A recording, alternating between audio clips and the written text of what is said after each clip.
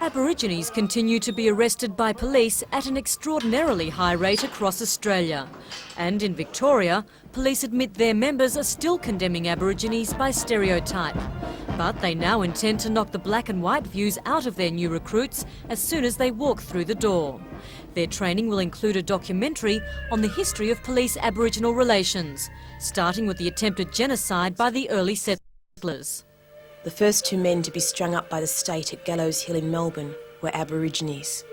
The film explains the authorities' part in farming out black children to white foster parents and institutions. They were always just there as an enemy.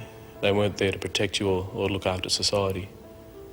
They were there to destroy you and your family.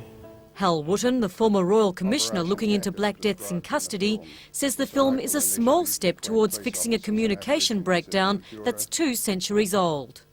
Aboriginals have to be willing to listen and cooperate too, but we in the white community have to be prepared to go a lot more than halfway.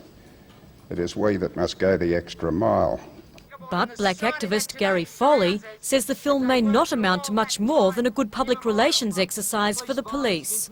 He told protesters at a rally against police violence today that the worst racial prejudices remain entrenched at the top of the police hierarchy.